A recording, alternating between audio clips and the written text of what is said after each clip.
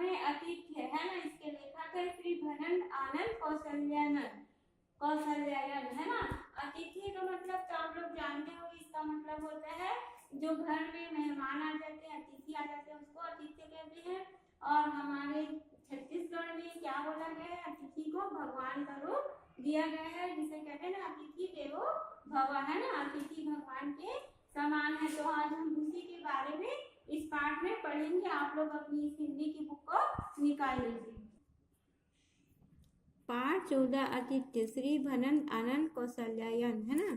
ठीक है, अब सुनिए ध्यान से। भारतीय संस्कृति में अतिथि सत्कार की परंपरा को पारिवारिक जीवन के अटूट हिस्से के रूप में देखा जाता है, परंतु प्रस्तुत आत्मकथा में भनन आनंद कौशल्यायन ने एक भ्रमणशील व्यक्ति के रूप में एक अपरिचित गांव में अपने कटु मधुर भावानुभूतियों को सहज भाषा में रखा। एक थका मांदा व्यक्ति सांझ ढलने के पूर्व अपरिचित से भूभाग में रहने का आश्रय ढूंढने की जल्दबाजी में होता है।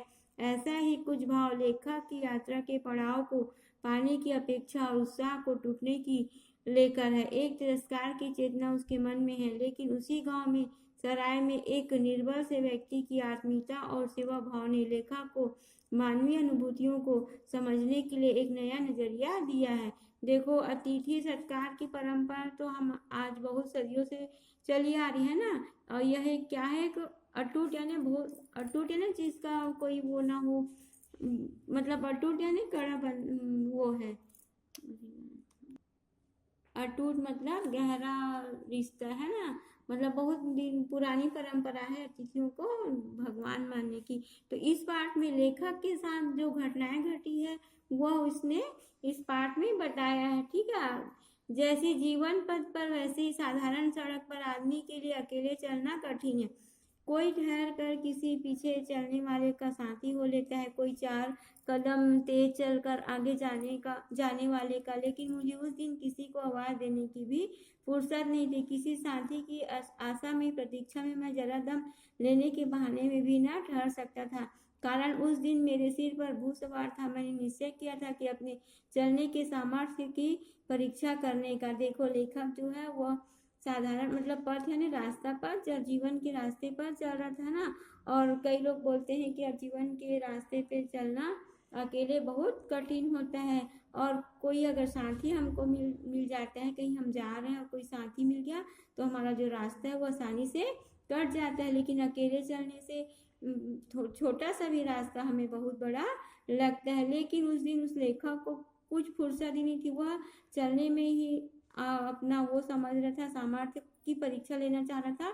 वह अकेले ही चल रहा था, आगे पीछे भी नहीं देख रहा था। रास्ते चलते प्यास लगती, कुछ देर ठहर कर पानी पीना चाहिए, साधारण नियम है। मैं इस नियम का पालन कहीं नहीं करता, पानी मिलते ही पी लेता और चल देता। देखो, रास्ते में चलते वक्त हमें प्यास लगती है तो हम क्या करते हैं, ठहर कर यानी रुक कर पानी पी लेते हैं। ये क्या है, साधारण नियम है। चलते चलते प्यास लगी तो हमें रुक कर पानी पी लेना चाहिए। उसी तरह लेखक जो है वो पानी रुक कर पी लेता था और आगे चलता था।